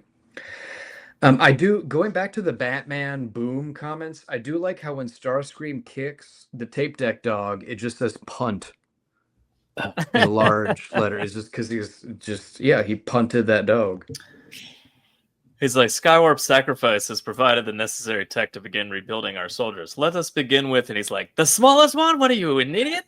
He just kicks Ravage. Which is pretty heartless because, as we've discussed, Soundwave, like all millennials, views his pet as a child. So it's pretty heartless to kick. But instead they get, man, and this is wild. Like some of these Transformers references are just, I forgot that like Frenzy and Reflector were things, that they had construction bots that became a giant construction bot. It's just wild. It's wild. The things we do to sell toys, the things we do to sell toys. Very normal. Very normal. There's no deep cut pulls here yet. These are very like surface level. Reflector is a camera. He is a film what's camera. The point? Reflector's a little bit of a deep cut, but he's there. He's there as a throwaway, so Optimus can blast him later. I just mean so far we have a tape deck. No, we have a boom box that has tapes that are animals. We have a film camera. It gets weird. It gets weird is all I'm saying. That's okay. What's the little guy? Frenzy. What little guy? What's Frenzy? What does he do? Oh, Frenzy. They're just little robot. Like Rumble and Frenzy have like little like hammers that can pound the ground and cause little earthquakes. Of course. Why not?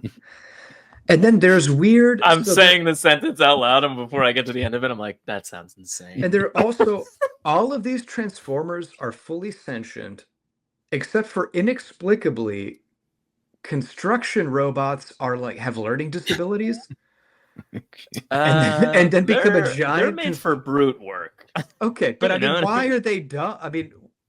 I don't know. Be insensitive. The dinosaur ones are dumb, like Grimlock's dumb, but that makes sense because they have little. Because they're dinosaurs. Yeah, they're dinosaurs. Yeah. That makes sense. But why are construction? Same goes for construction vehicles. But why are they? I mean, I want to be kind here. If they have mental disabilities, but like, why are they dumb? Why aren't they just people? Yeah, it was like a whole. I mean, the individual. I think it's just like the. It's just Devastator. It's kind of like hulking out. Yeah. Okay. Like the individual construction or Constructicons are fine. And again, I'll give you the dinosaurs. They're Decepticons like every other Decepticon, but the transformation into Devastator, it's like maybe it's like the hive mind of it or something. But like whenever they're like that, they're like Devastator will destroy. Like it's very Hulk like it's very Hulk smash. You know what I mean?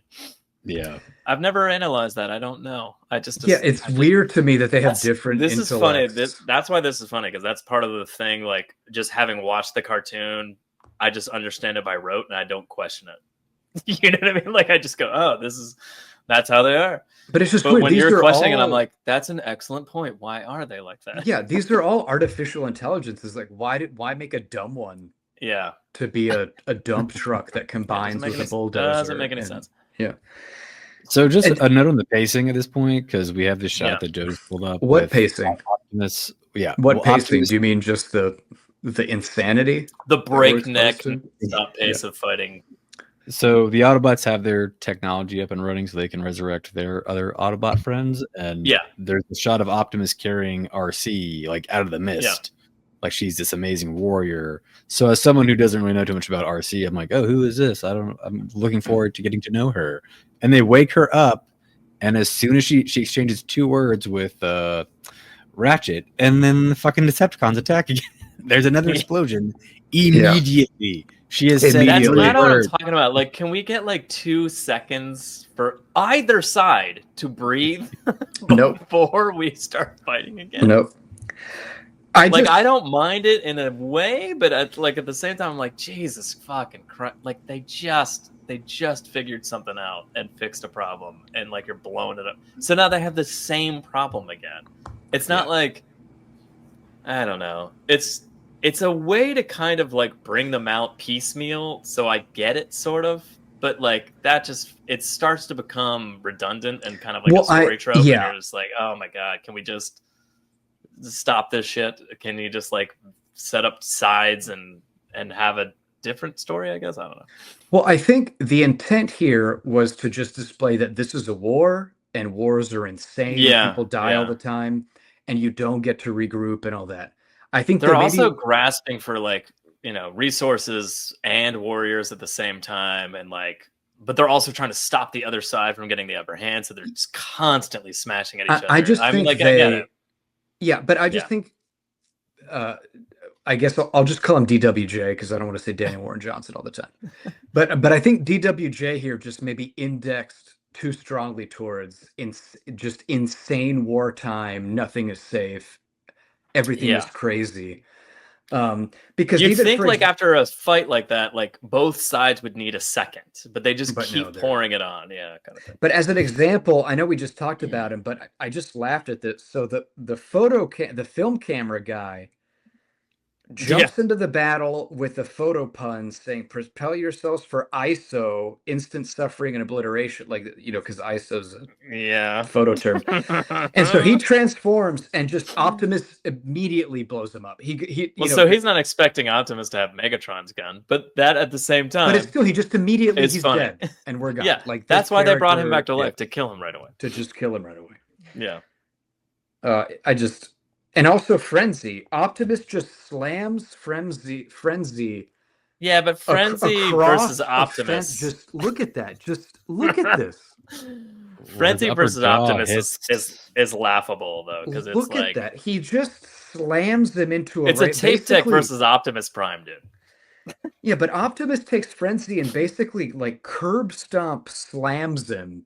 Oh yeah, it's brutal. It's brutal. Like his nose and upper head is like above the railing, and then his jaw is like 6 feet beneath the railing. And I do want to call out my favorite page in these entire 6 issues. So Carly gets thrown off the side of the dam, and RC goes to save her.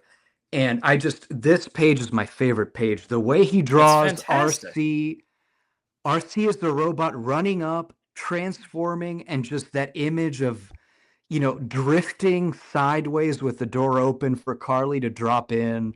It's just chef's kiss. Really, really spectacular. It's so well done. Page and panel, but like, right. Man. It's the panel composition there is just incredible.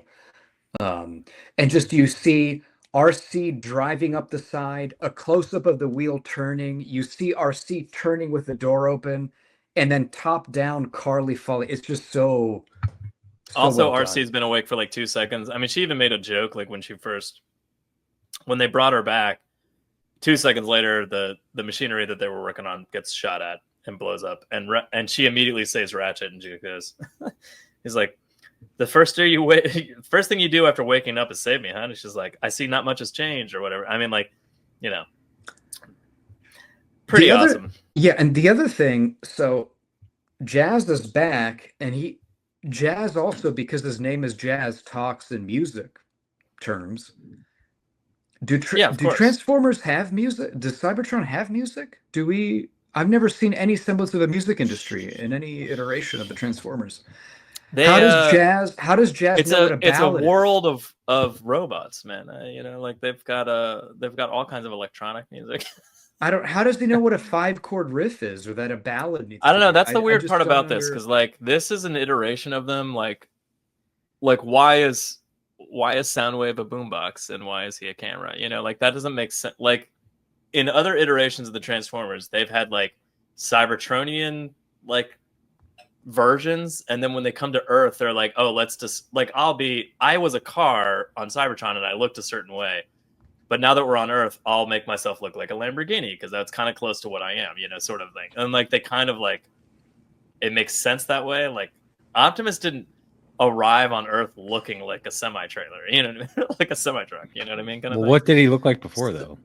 I mean, he was a big truck-looking thing, but he was just like a vehicle. Truck. Like, yeah, he was like a space truck, you know, or whatever. But like when he comes to Earth, he's like, oh, I will look like this kind of truck, you know, kind of thing, and just shift slightly. So like, I guess my point is like, Jazz is a particularly hard one to explain because like obviously he looks like a certain kind of car and has been on Earth for a while and has music and enjoys that or whatever, you know, like that kind of thing. But that's all like truncated into nothingness in this comic book. So like, I think a lot of this is you have to know who they are sort of already and just kind of go with it versus like, this is the origin of Jazz, you know, like, because it doesn't make any sense otherwise. Yeah, and then back to the pacing. So after this insane fight, the Decepticons leave, and the Autobots follow them to start another fight immediately. So like in this fight, though, like Starscream gets blasted in the side by Megatron. He's used Megatron's rifle or like hand cannon like a couple of times. Is that what you call it? A hand cannon? Hand cannon. Okay. I don't know. Arm cannon. What else would you call it? I don't know. I just know we've talked about vibrators and hand cannons so far. So I don't know what we're talking about anymore. Hand cannon's vibrating. Yeah, I don't know what we're talking about anymore. A vibrating hand cannon. No, I understand the idea is the Decepticons are weak and they're luring them back to base. But I just mean, again, pacing wise, it's just an insanity of they immediately transform. Instead of going like the Decepticons are running off, our machine got blown up. Instead of going, let's just let them fuck off and we'll rebuild our machine real quick so we can start reviving War Warriors and get energy to power ourselves, they immediately go, never mind, let's just go back to the Ark and fuck the Decepticons up before they have time to regroup and we'll get the Ark back. And that's also the machine that will bring us back to, you know, like kind of thing. And I understand the logic of it, but don't you assess the damage you've all taken at some point and go, maybe, even though the Ark is already there and that's an option, maybe we just have Wheeljack like remake this machine that he just had, you know, like built and stay here in safety for a minute just so we can regroup and maybe get one more or two like RC woken up back again and then we'll go chase them down. It's just like there's no end to the breakneck pace. Like it's nonstop. It is the truly breakneck pace. Like yeah, it doesn't stop. But we get introduced to the Constructicons who form Devastator, which was another toy I had, by the way, which is a pretty amazing toy because they're each individual Transformers that you could combine into Devastator. It was pretty incredible. Yeah. And so Devastator's no, it was easy to lose. Devastator's head. Yeah. You never know where to put it. But the other thing about Devastator, you look at the dump truck that slams into Optimus is bigger than Optimus already. So imagine that, like Devastator is a giant. It's huge. He is scary, or they, them. I don't mean to assume gender. No, we can now, right? Yeah, you can. You totally can. He has done gender. Do whatever you want. Devastator's a man. He's one of the two genders. He, him. But he's giant. He's also green, so he's literally Hulk-like. He's green and purple, and he's giant. Oh, that's true. So he's sort of a Hulk-like. When we were comparing him to Hulk earlier, I didn't even process that. Yeah, he's green and wasn't even part of it.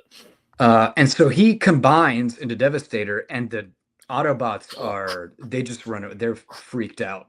They're dragging bodies back into the Ark to get away because Devastator is giant. Man. Well, Devastator gets up and immediately faces off against them all, but I do love that Cliffjumper is like, we're coming, guys, and then Carly's like, are you an idiot? Look at how tiny we are. And just goes, maybe there's a better job we could be doing. And he's like, oh, good call, human girl. Yeah. Again, we've mentioned this, but Cliffjumper is, I think, 5'8". So for him to go against Devastator, he keeps shrinking, by the way. He's like 8 feet tall. Look at this panel of Devastator slamming and dragging Optimus. It's almost devastating what Devastator does across the Ark. It's crazy. I mean, so basically, Optimus is trying to give them a second to like get out of the way, and then on top of that, they're getting shot at by everybody else, all the other Decepticons, but he's looking out for Spike's dad. That's why he gets grabbed by Devastator. So like it's one of those. I guess the reason to bring that up is Spike's dad, Sparky, gives himself up later as like a kind of a offering. I don't know, to the Matrix. Yeah, I was hoping one of you had an answer to that. Is that when it becomes the Allspark because Sparky? Oh, it's all Sparky. No, it's the Allsparky. No, it's still the Matrix of leadership. Still the Matrix. At any rate, yeah, they get inside the Ark barely, and Devastator breaks off both of Ratchet's legs. It's kind of like the Chappelle Show Rick James skit where he's just like, you broke my legs, and he's just Ratchet's just dragging himself across the floor. Devastator really wants inside that Ark. He wants, and is really mad that they closed the door. God. And it was I thought it was funny because like one of his arms is basically one of his 5 bots, and I'm like, just transform. No, Yeah. but we've already talked about how Devastator. Jump down, you be inside. But he's not an intelligent man. We've talked about it. That's He's true. not an intelligent man. So When Soundwave is telling him, you're destroying our home, and he just says, Devastator will dig, Devastator will destroy.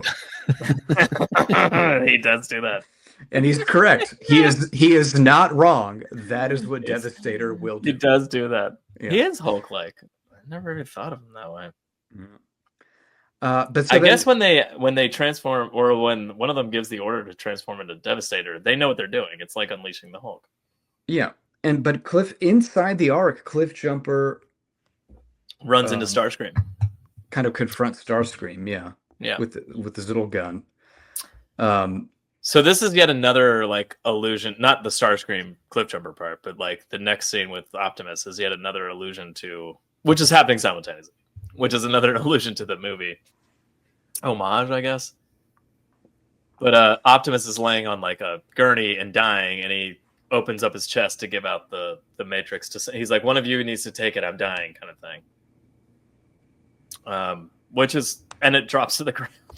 Which is literally what happens in the movie. It's the 1986 movie.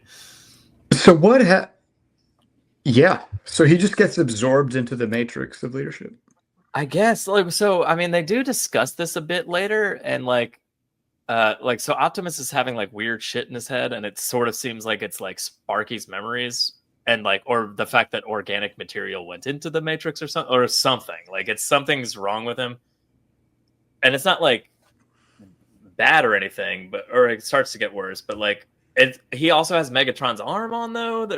So you're like, well, is that is like something going? Like, is there something in that's like causing him to like be a little crazy, or is it the fact that Sparky went into the Matrix? Like, so you kind of don't know, but they do basically say like, has that ever happened before? And they're like, no, that's insane. Like kind of thing. Like, so like what he did was like just crazy and shouldn't have worked or whatever.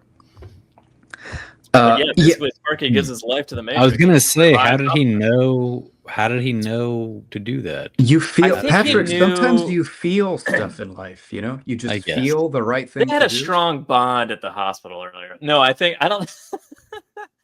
know. I think he like saw its use at the hospital to like power everything, but then they discussed it slightly. Didn't they talk about like what it is at all? I don't. But I was thinking it'd be funny if he goes into it and it just short circuits and he dies and it breaks the Matrix, because it's just not supposed to have organic matter. To do that. So yeah, but it worked out. It worked out. So then we get this another just kind of insane sequence of events where Optimus gets re-energized because he just took a sacrificial offering into his Matrix, so he's powered up. So he beats the shit out of Devastator. At the same time, Cliffjumper shoots Starscream down, but then doesn't kill him because he's a good guy. So Starscream grabs Carly and basically laughs at Cliffjumper and says, "You're a moron. Now I'll kill I was her." gonna say this is like the funniest part because Carly picks up a giant gun. That's what I thought. Is that Megatron? No, it's just a gun. Yeah, it's just a normal. No, it's just a gun. Yeah.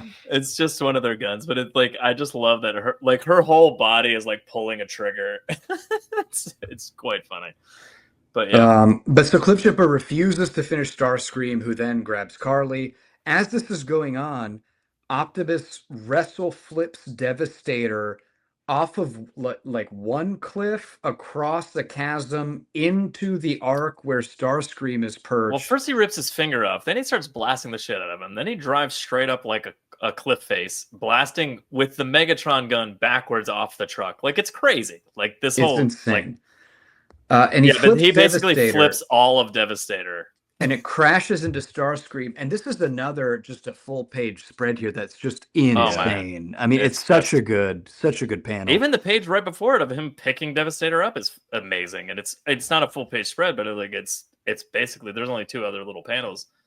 But man, the double page spread of Devastator smashing Starscream in half is quite And this is where I went back to my first comment kind of about how I think DWJ is a better artist than writer, but some of these pages he just nails. Like that is I think there's a decent overall plot. And I think there's really good beats to the story, but I think like the action and like the art take over at a certain point, and you just gotta like strap in and go along for the ride, or just get lost in the pace of it, because the pace is crazy. But then Cliffjumper saves Carly at Starscream tumbles. The Constructicons kind of pick up the pieces and run away. What do you think about the end like discussion with Soundwave and Optimus?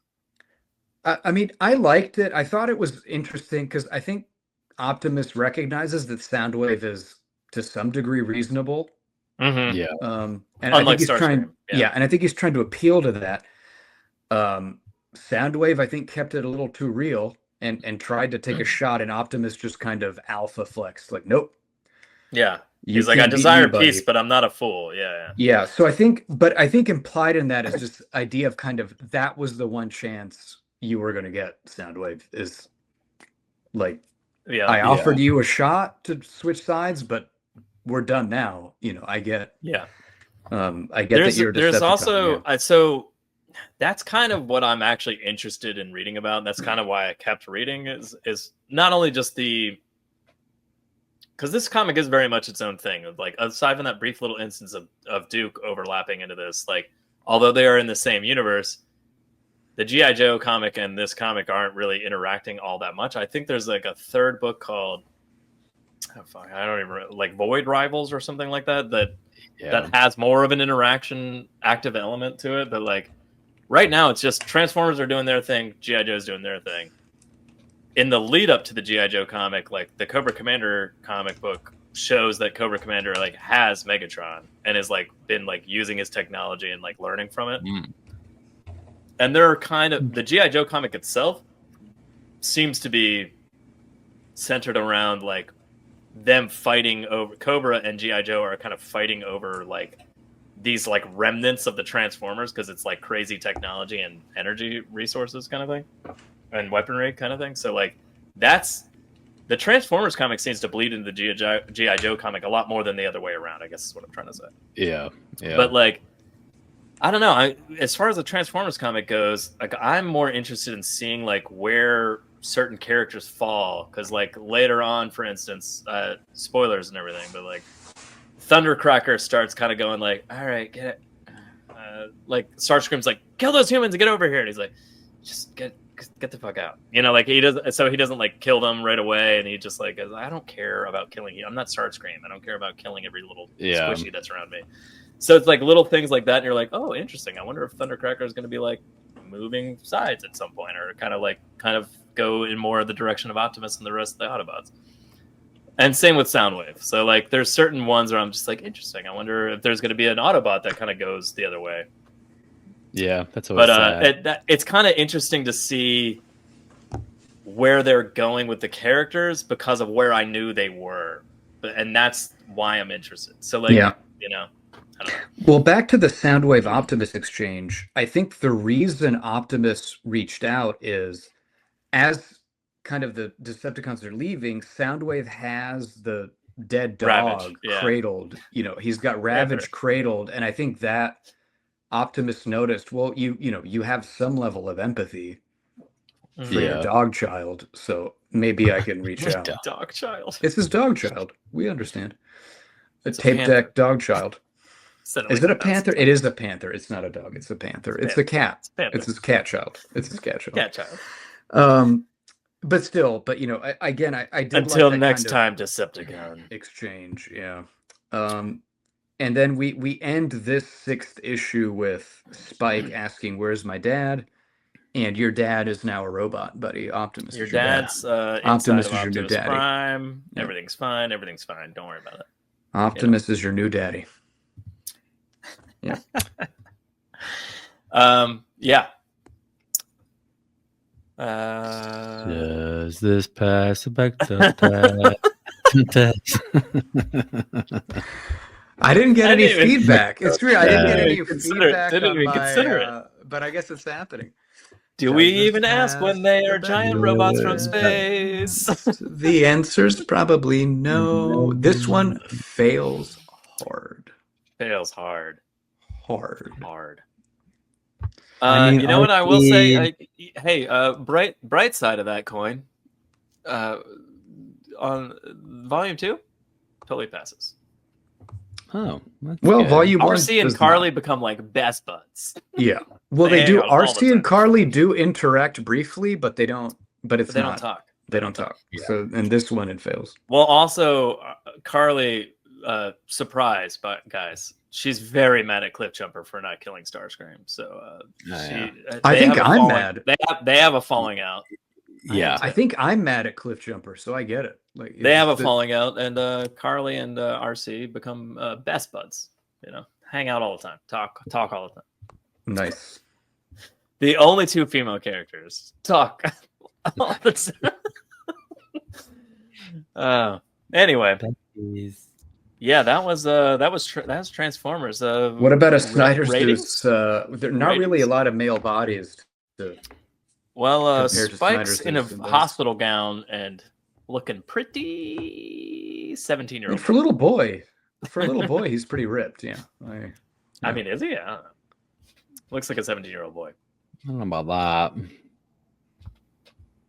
We can edit that part out. Carly's more ripped than Spike. Carly's pretty ripped. Yeah. Yeah. But no one passes. No, I don't. No one's even on. No one registers. Cut all this scale. Robots are on a different scale. So yeah. All right. What do we call it? Ratings? Recommendation. It's recommendations. Recommendations. I'll start. So I honestly don't recommend it. I mean, I enjoyed it. Okay. Again, I thought the art was pretty great. It had really good moments. I just can't imagine myself recommending this unless it came up in a hyper specific discussion of, hey, have you read any good recent Transformers comics? And I'd say, well, maybe look at this recent Transformers comic. But I can't imagine generally telling somebody like, this stood out to me as a great comic to read. So I don't recommend it. Mm-hmm. I also do not recommend it just because yeah.